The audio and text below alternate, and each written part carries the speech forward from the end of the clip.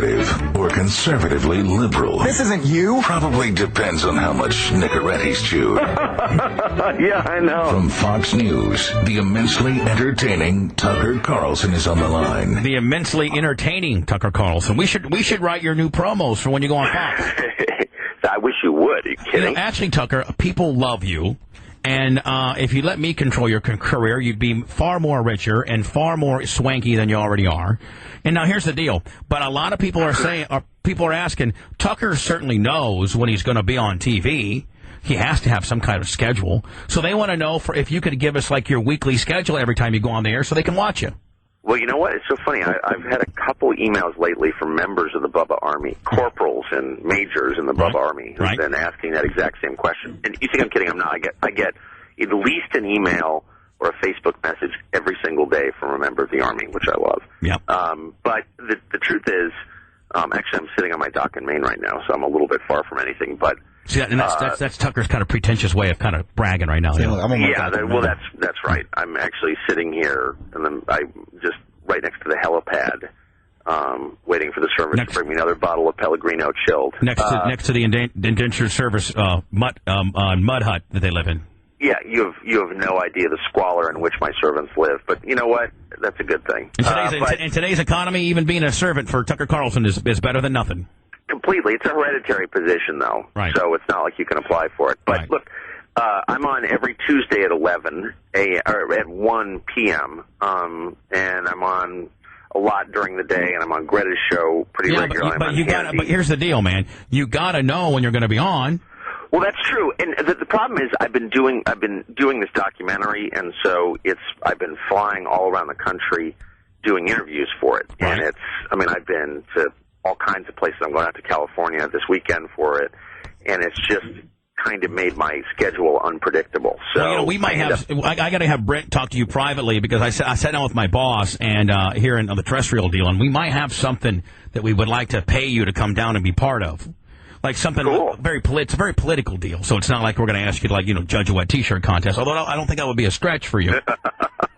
And so I'm going to see if we can maybe get you down here to help us do this particular thing. But we're still kind of working out the issues, and I got to look at your availability based on who you're hobnobbing with this weekend.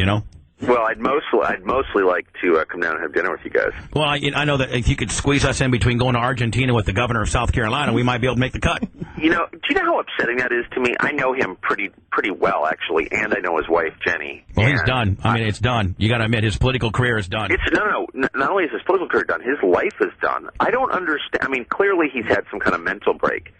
And I've always liked him. He was my seatmate on the McCain plane in 99 and 2000 when he was a congressman, and I thought he was a great guy. I thought his wife was totally charming. She's cute.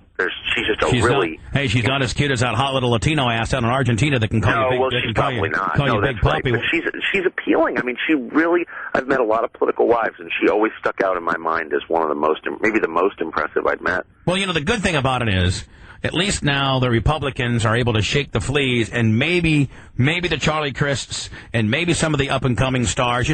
This will continue to get dwindled down, and maybe there'll only be 2 or 3 to choose from instead of the Sarah Palins are making asses out of herself. She's done. This guy was, I guess, considered an up-and-coming star. He's done. So I guess just by natural. Process of elimination. Yeah. I think you might get to the Republican Party may be better off in the long run. Yeah. Yeah, but I don't know about that. I mean, this guy was one of the most principled, smartest leaders they had. I mean, he was a genuine. Well, he's not very smart when he's talking like this. Stand by. He's not very smart when he's talking like this. Stand by. But I'm here because if you were to look at God's laws, see, you should keep God out of it because now you're being very much a hypocrite. And he says God's laws are there to protect you from yourself. If true libertarians know that John Stuart Mill says there should be no law to protect you from yourself. You should be personally responsible for your actions, right? No, God has nothing to do with it, right, Tom? Well, wait a second. I mean, look, you can believe that God's trying to help you and protect you from yourself and follow that personally without imposing it on other people. I mean, man's laws, government laws, and, God's law, however you understand it, are totally different. Stand by. They're in every instance designed to protect people from themselves. I think that is the bottom line of God's law. Tucker, he's lost. How many ums and he did not have a prepared statement. He's just absolutely lost freaked out. It is not a moral, rigid list of do's and don'ts. Just moral. The only thing that's rigid was in your pants the weekend before when you were down in Argentina. For the heck of do's and don'ts, it is indeed to protect us from ourselves. And the biggest self of self is you know, that's the biggest socialist idea I've ever heard. The biggest self of self. This guy's just talking in circles. Indeed self. That sin is indeed self. In fact, grounded in this notion of what is it that I want, as opposed to... I'll tell you what I want. If you're you want some hot Latino Big Papi ass down in Argentina, and you take a Delta flight down there, first class Willie. That's what you do. You got your loins are talking to you, kid. Somebody else. And in this regard... I want somebody else. My wife, she's washed up. I got 4 kids. It's yesterday's news. It's like a steak-em. I can't take it anymore. Let me throw one more apology out there, and that is to people of faith across South Carolina. Yeah, people of faith. Wait, the same people who voted you in are now the most appalled by your actions.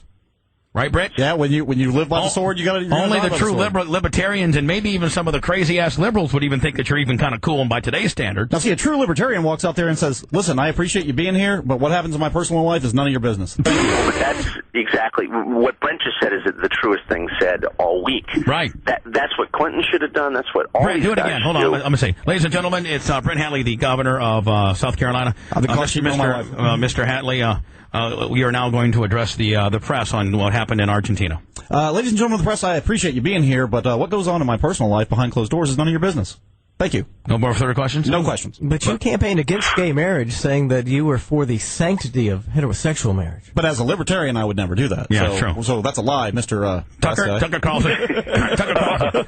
I would say I would get out there and say, look, obviously I'm the governor, I'm the chief executive of the state. If I leave, I ought to turn the reins over to somebody else. I'm sorry I didn't do that. That was stupid. I wasn't thinking clearly because, you know, for whatever reason. But where I was and what I was doing in my private time is not something I'm going to discuss. And so I hope you'll respect my privacy as governor, respect yours. But this person at the time was separated, and we ended up in this incredibly serious conversation of talking about the little girl in Argentina. Yeah, you know, she's married. She was Consuela. married. Let's start with Consuela. Maria, yeah. I think is her name. Yeah, they were on AshleyMadison.com. They were trying, you know, they're having Spice. How's it go? White cheat? How's it go? Oh God, what is it? What is life is short. Let's screw. Have an affair. Yeah. About why she ought to get back with her husband for the sake of her 2 boys. And I said, let me show you what your husband ain't got. Some of this business, South Carolina style, buddy. He didn't have police escorts, you know, tickets to the Gamecocks game, luncheons with Steve Spurrier. That old Mexican that you're married to, buddy. Let me show you how we do it. That not only was it part of God's law, but ultimately those 2 Man, he needs to keep God out of it, man. That's where he's messing up. boys would be better off for it. And now he's bringing her kids on the deal. And we had this incredibly earnest conversation. Incredibly earnest conversation. You mean we screwed like banshees? We had this incredible earnest conversation. Yeah, it's phone sex. She brought me to all new heights verbally. I figured, God, can you imagine what that little Mexican bitch can do to me in person if she can get me this crazy verbally? Tucker, don't you wish we were on TV, being able to talk like that? Man, I wish you guys could do the play-by-play for every sex-related scandal press conference. I just wish we could do the play-by-play for every scandal in life. I would have. It would be. You guys are the soundtrack to scandal. Really, I love it. But we're kind of we're the sounding board of what real men are thinking. Because, you know, all too often the media panders to like that 82-year-old old bag in Indiana. We're like, you know, 40-some-year-old men that are cynical, that have been conditioned by people like you. You know, we get it. Yeah, we vote. Also, you're telling the truth. But here's what I don't. Okay, here's what I don't understand. Okay, this guy has 4 kids. We all have kids. You know that you love your kids above all. Yeah. Why would he do this to them? Why would giving this Father's press Day. conference because it hurts them? It hurts them. Why would he do that? Because when your wife has had popped out 4 kids, and it looks like it looks like a hot pocket, and it just she's just not like what she used to be. You know, right, Brent? And I'm not saying any particular body part, just, you know, hot pocket in general. And you got this hot little Consuela bitch that, you know, had a little bit of a rough life down in Argentina. She probably walks around barefooted and stuff like that, Brent. So, you know, she's resilient. And, you know, we all like the bad resilient ones. We don't want to be married to them, but we want to play with them a little bit. Yeah. He's got the money. He's got the ability to get a first-class plane ticket. That's just how he rolls. He didn't. Oh, no. Obviously, I understand that completely. I don't talk about the press conference. Yeah, I understand why he did it. Men are pigs. They all do stuff like that. If they don't hold themselves back, that's what they do. That's who they